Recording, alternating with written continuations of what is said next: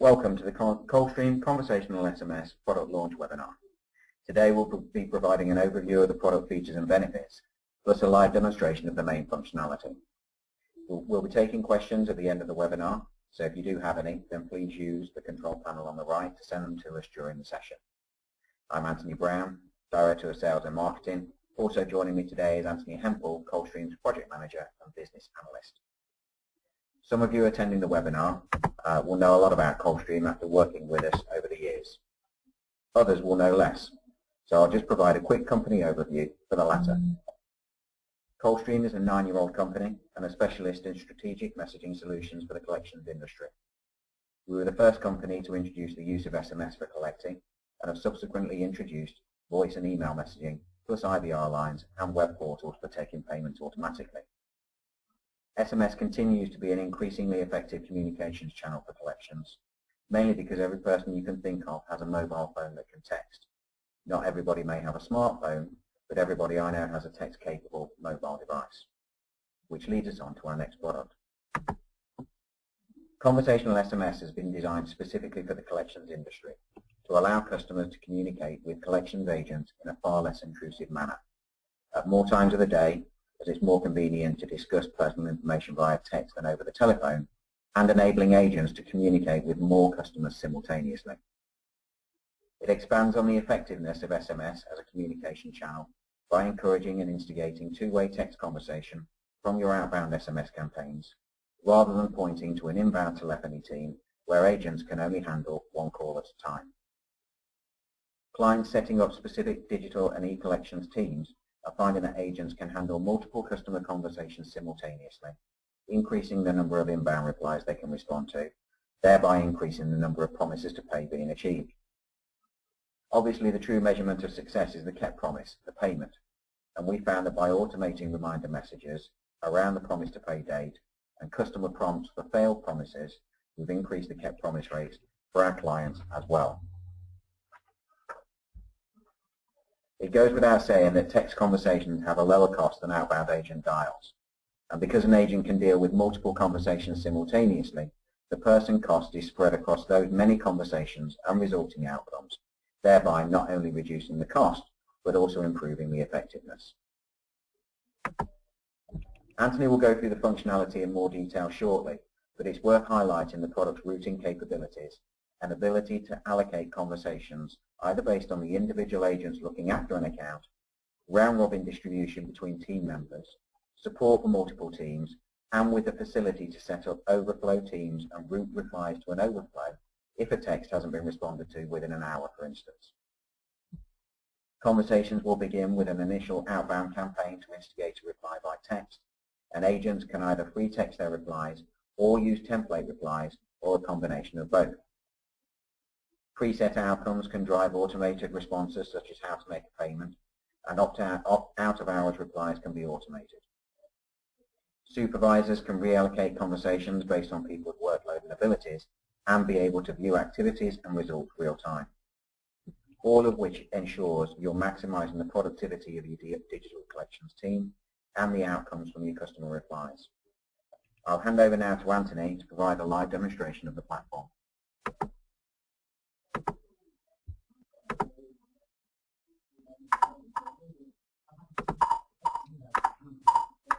Hello everybody, thank you Anthony for the introduction. Okay, just to give you a brief heads up on what we're proposing here.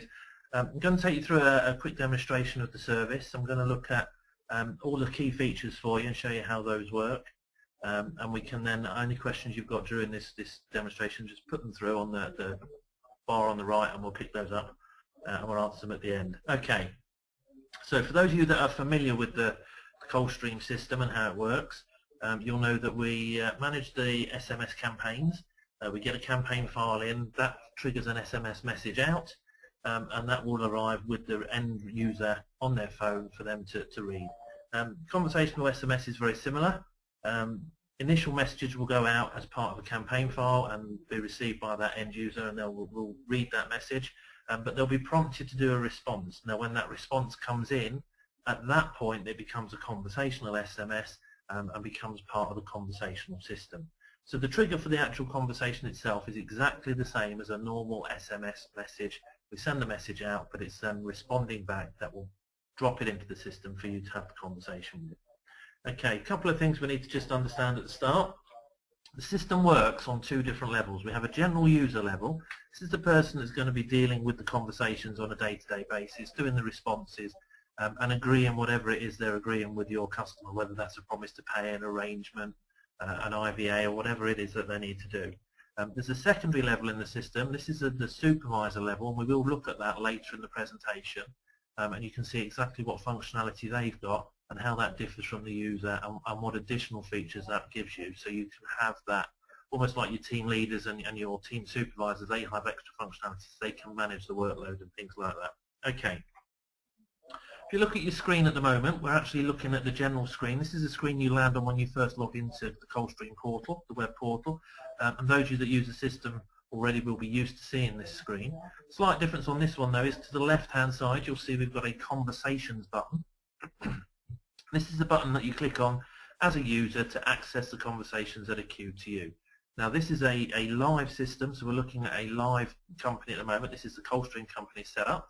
So if we click on the Conversations button there, we can see that we've now arrived at the Conversations screen. Now there's quite a lot of information on this screen already, but I'll just explain it to you. So top of the field, top of the box, we've got the name here. This is the name of the team. Now teams can be set up. You can have multiple teams on here. You can have people, members of one team assigned to another team. You can have one person assigned to just one team. So you can see lots of information. Now if as a user you're just assigned to one team, as this user is on the screen in front of you, you will just see information for the team you're assigned to. If however you're assigned to multiple teams, what you'll see is a window for each team. So you'll see team 1, team 2, team 3, and you'll be able to scroll down the screen and look at those different teams and look at the conversations you've got assigned to you. Okay, just below the title of the team, we've got a completed outcomes box. We will come back to this one at the moment because it's not showing a lot of information at the moment, but as we go through the demonstration, that field will start to get populated. Okay, and below that one, we've then got the conversations in progress. Now this is active conversations. This is conversations where we've sent an SMS message out as part of the campaign and a response has come back in from that customer. So this is a genuine conversation. It's not just an outgoing SMS message. Now for each of the conversations that's available, there's some key information on the screen for you initially. You get the reference. This is generally the account number, but it could be a unique reference that you want to assign to the case. You'll see the customer name. You'll also see the telephone number. Now, this is a telephone number that you're having the conversation on. This is the customer's mobile telephone number. Next to that, we've got last message. Now, this is the date and time of the last message, whether it was received in or sent out. So it lets you this gives you the ability to see how long that conversation, the last message came in, and how long it's been since a reply or a response was received. Okay, final column. Next action. Now we're going to return to this one a bit later in the presentation, but I'll just give you a bit of information about it now. This tells you who the next action in the conversation is with. So at the moment these all show agent, and essentially what that's telling me is the next action on this conversation the agent needs to complete. So the customer's responded, the next message that should go out or is expected to go out would be a response to that message. Once you responded to a message, the next action will automatically change and show customer. And it gives you a way of understanding which cases you need to look at this point in time and which ones you're waiting for a response from the customer. Okay, at the bottom of the screen we've got the closed conversation box. I'll come back to that in a moment, but let's go and have a look at one of these conversations and see exactly how it works. Okay, so if we click on the actual reference number, what that will do is it will take you to the primary conversation screen. This is the screen you're going to use to have your conversation with your customer. Now again, lots of information on this screen, so we'll just run through that for you. Top left hand box here, this is the contact details box, and this is key information that you need or you may want to use when having your conversation. All of the information here is provided by you in your input file, in your campaign file. So we've got some key data there. We'll just go through it one by one. You've got the customer name, in this case it's Jacob Ascari. The reference, which is the same reference you've seen all the way through, so the reference that was on the previous page, and it's the account number or whatever you want that to be. The balance, this is the balance on the card or the product, the loan, or whatever it is you're discussing at the time. And again, all this information comes in your input file for the campaign. You pick it up from that file, we display it here for you to give you the information you require. Okay, pre-registered card. For those of you that use a pre-registered card, so you might have customers that have got a card registered with you for making a payment, we've included this field for you so you can populate that with the last 4 digits of a card. And this just enables the user, when they're having the conversation, to know whether the customer's got a card registered with them, to know that the last 4 digits are, so when they're having the conversation and they want to take a payment, they can confirm to the customer, I'm going to take a payment, I'm going to take it on a pre-registered card, and it's the card ending in this number. It means you don't have to take card information over the conversational system, which you'd avoid anyway. But in doing so, it means they haven't got to go to another system to find out what information they've got about payment card or registered card on the system. They can just action it there and then go to the system to take the relevant payment. Okay, you've also got phone number, and again, it's the same number you've seen all the way through. This is the number we're having the conversation on. You've got the overdue amount, and this is the amount you'll be collecting on more than likely. This is the amount that you're chasing that customer for. This is the amount you're going to be having your conversation about. And underneath that, we've got date of birth. We've included this for data protection purposes as a rule. So if you're having a conversation and you need to validate who your customer is, you can send them an SMS message as part of the conversation asking them to confirm their date of birth. And you can simply then compare that to the information that's displayed on the screen without having to go and look that up on another system, saving you time and giving your agents more time to have conversations and to deal with your customers. Okay, now below that screen we've got the conversation screen, and this is like a normal conversation you'd have on your mobile phone. You get a conversational thread. So if you look at the conversational screen, we've got type. That tells you the type of message, so whether it was sent or received, the date and time those messages were sent and received, and the message details. So we've got 2 messages here. We've got a sent message. This is the original message that went out in your campaign file. When you sent your campaign message out, this was the message that the customer received and prompted the response. And the message above that, the received message, is the response we've had back from the customer. Now there is a column to the right that says user, and there's nothing in that column at the moment. And that's because the sent message is an automatically generated message and the received message has come in from the customer. However, when we start having the conversation, you will still see that that starts to populate with the name of the agent that's sending the responses back to the customer. So it gives you a trail of who's been doing what on the conversation, who's had which conversations, who's sent which messages. Okay, so if we scroll down a little bit and have a look at the bottom of the screen, we've got the reply box down here at the bottom. I'm just going to draw your attention to this little box at the bottom here that says 775. This is actually a character count for the messages that you're going to be writing or sending out. The standard SMS message is 160 characters, but in this instance we have the system set to send out multiple messages up to the maximum number of characters you can send, which is 775.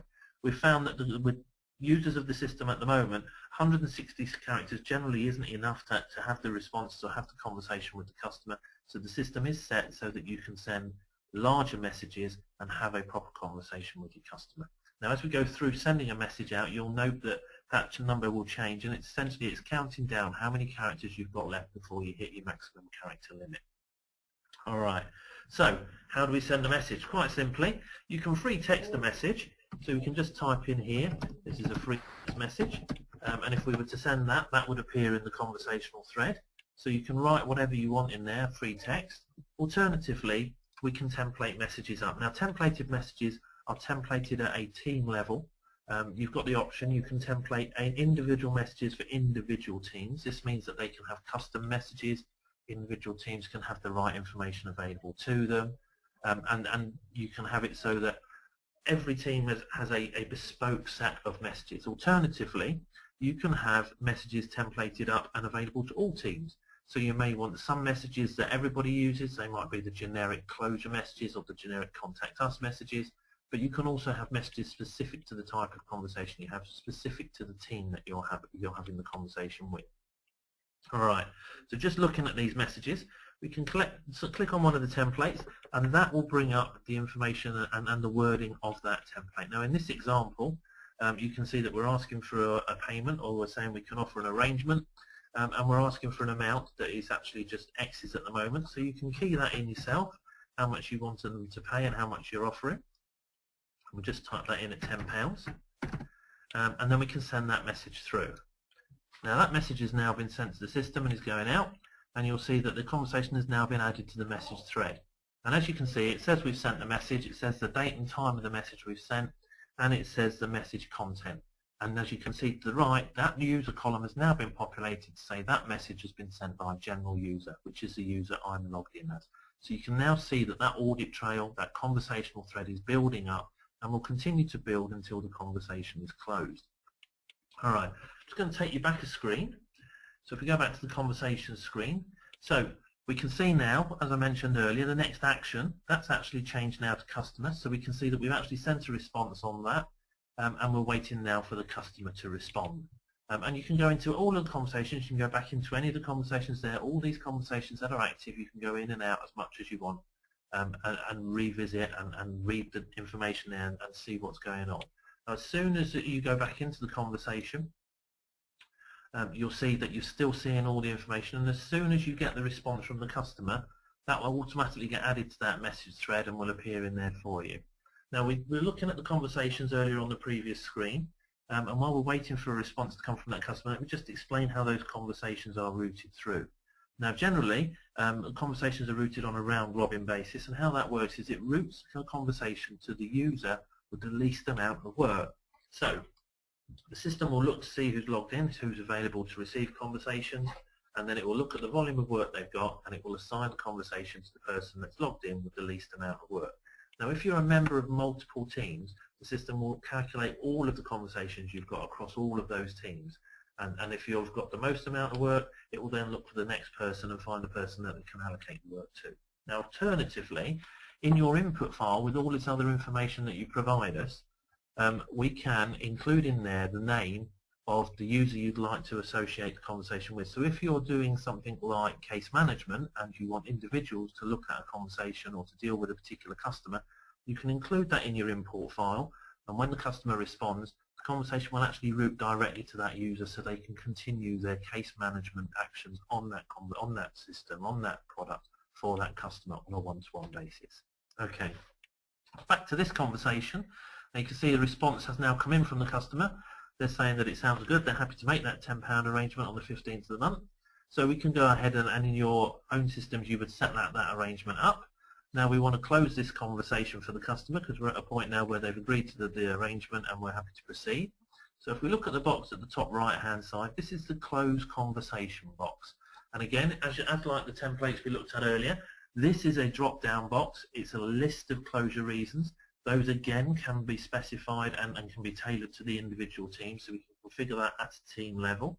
So you can have closure reasons that all teams can have, or closure reasons for particular teams.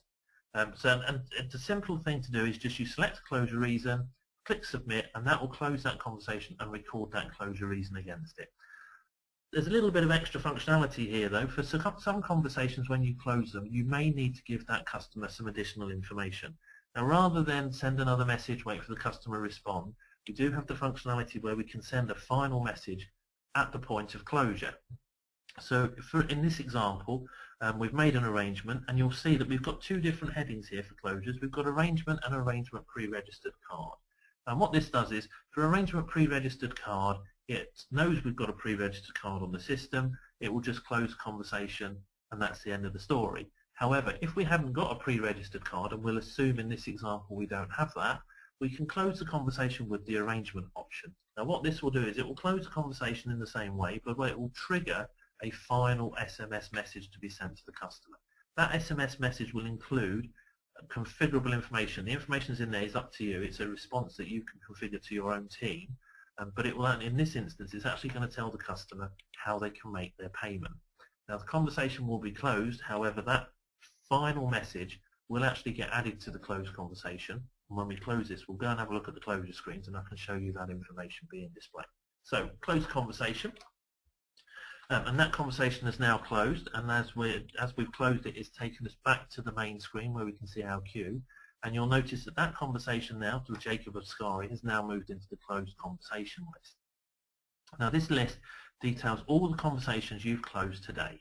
It will refresh overnight, but it will show you a list of all the information that you've closed, all the conversations you've closed for that day. Gives you pretty much the same information as the open conversation box.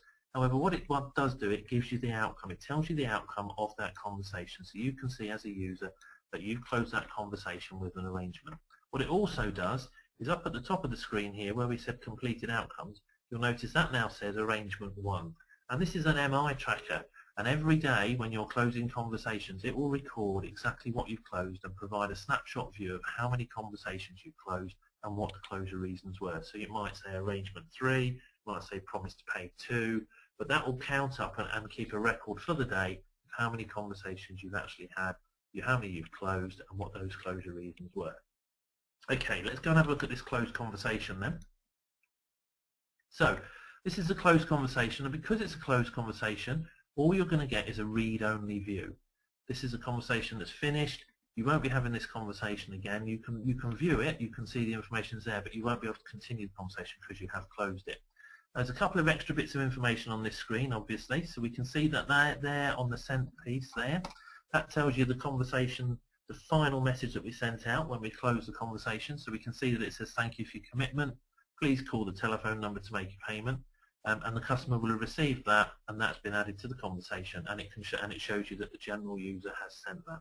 But also up here on the right hand side, we've just got a little box here that gives you the closure reason. So while you're in there, you can just see exactly why that conversation was closed and what the outcome of that conversation was. Okay, let's just go back to the main screen then.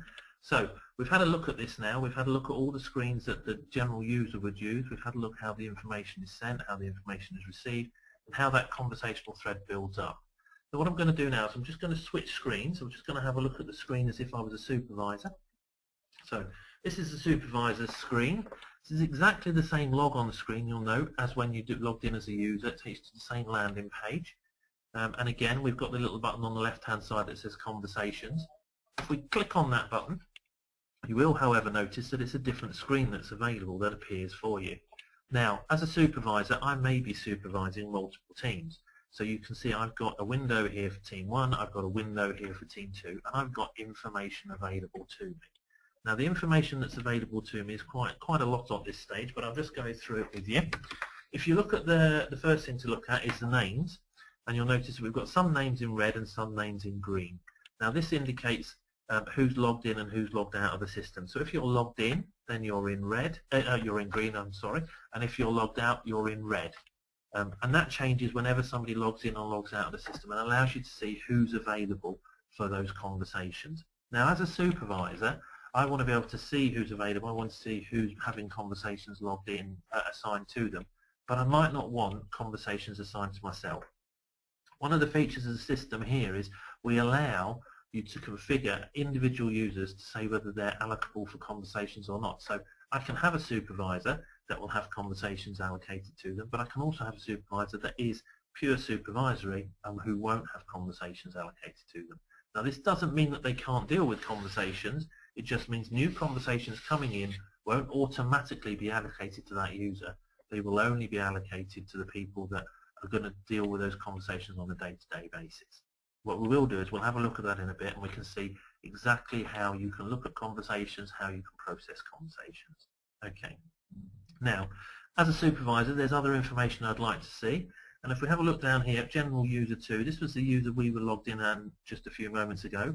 We can see that he's now got 3 active conversations and 1 completed conversation. So we had 4 conversations at the start, we've finished 1, and that's been completed. And we actually received 1 response in from the customer, so we can see we've had 1 message received. So you've got a lot of MI there about what your team are doing as a snapshot view from a supervisor's point of view. But there is additional information. And if we just have a look up here, we can see on Team 1, there's an SLA transfers and it says 5. Now essentially that's telling you that today, 5 conversations have come into that team, and because this team has been configured with an SLA, and that SLA expired, 5 conversations have actually been moved to a second team. So the solution has the ability to have an SLA set up against the team so that when a new conversation comes in, if it's not been actioned within that particular SLA, that can get routed through to another team. Now that might be a team that's specifically for overflow, for SLA work, and it only picks it up if and as and when required. It might be it's a team with just 1 person, so 1 person gets them and knows they've got to action them. It may be that you've got another team that are dual skilled. We can send it on to a single team and it will forward on automatically when that SLA expires. Now there are controls in the system that say it will only SLA once, so it won't SLA to team 1, go to team 2, and when their SLA expires, move again. It will go to team 1, when the SLA expires, it moves to team 2, and it will stay there now. That's where it should be worked. Okay, you can also see we've got unallocated conversations listed here. I'll just show you where that is, just here. Now, all conversations when they come into the system are allocated, as we said, on a round-robin basis, or they're allocated to the user you've specified. But what happens if the system has got nobody logged in? So essentially the conversation comes in, it'll get added to a queue, and it will wait in that queue until an authorized user has been signed in, and the conversation can be assigned. What this unallocated conversation piece does, it shows you how many conversations are in that queue, how many people are waiting with their conversations for a user to log in to deal with that. And as soon as somebody logs in, that counter will drop to 0 because those conversations will get allocated. But it gives you as a supervisor, if you're unallocable, a view of how much work is building up and whether you need to get people to log in the system to deal with those conversations.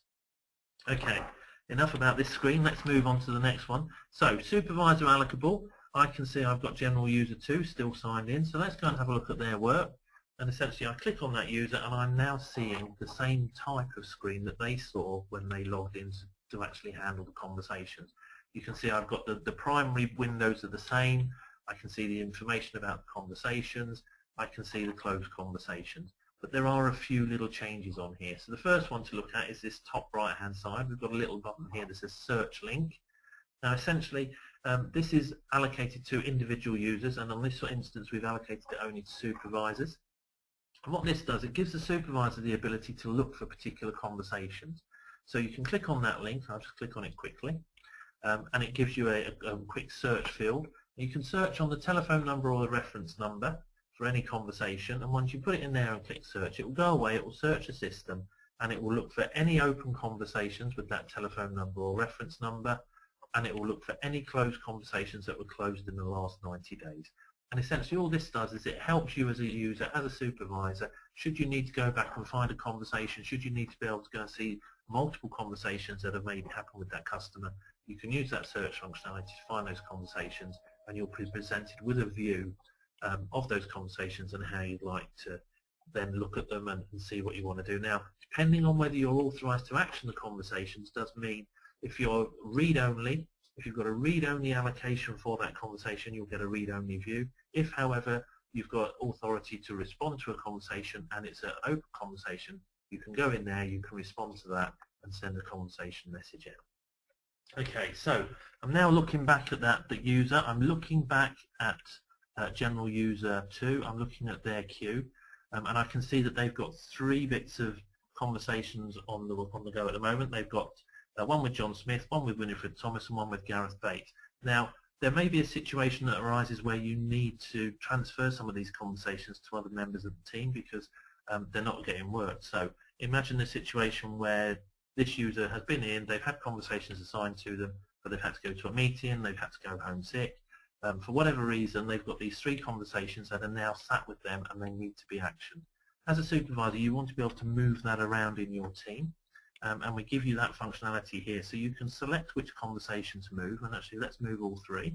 So we can select all 3 conversations, and just down here you can see we've got move selected conversations to, and then it's a drop down list.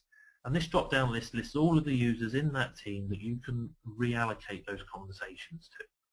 So we'll select supervisor allocable and click submit, and you'll see that those conversations have now disappeared from general users to the queue. So if we just go back to the conversations, we can see on the summary screen now, general user 2, they've got no active conversations, but supervisor allocable, my conversations have now gone up to 4. And if we click on there, scroll down to team 2, we can see that those conversations have now arrived in my queue and are waiting for me to action them. And again, I can go in there, I can view them, I can respond exactly the same way as any other user. I can send a response, and that will record the response against me and say that I, as general user, as supervisor allocable, has completed that conversation. So, for example, I just send a quick response to this one. You can see that response is sent, and because I've sent it as a supervisor, it now shows supervisor allocable. Despite the fact that that conversation was originally assigned to user 2, the conversation is now sitting with me as a supervisor, and I've sent the response, so it's recorded that I've sent the response, and that's how it will work going forward. Now with the closed conversations, when you look at those, they're exactly the same as they are for the general user. So if I look at user 2 and look at his closed conversations, exactly the same. It's a read-only view. I've got exactly the same information available to me.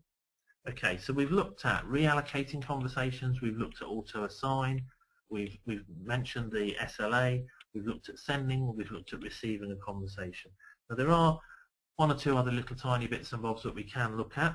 Obviously the information at this top screen, the contact details, that's all there for you, and if you want to change that, if you had a conversation with a customer and the information's been updated and you want to send another campaign message out, should you send that out, that information will get updated with the updated information for you. Okay, so really that's a high level view of how the system works.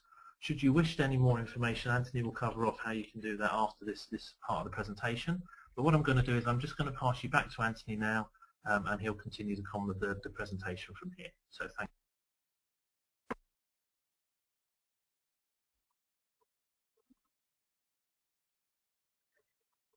Thanks, Anthony. So that's the end of the product demonstration.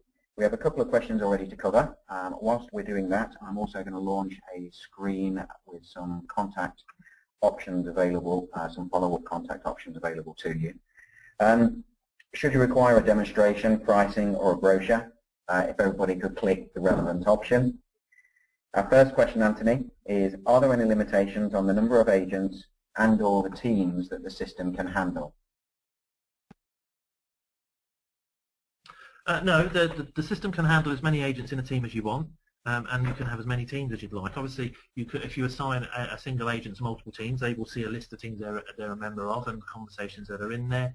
And if you have multiple agents in a team, the more agents you've got, the bigger the view you will have, because each one will have their own line, but there's no limitation on that at all. And we generally, what we try and do is we set up a team per product so that you know that team 1 maybe deals with a particular product, team 2 deals with a particular product, and then you can see exactly what conversations you've got coming in. Thank you. Our second question is, what happens if customers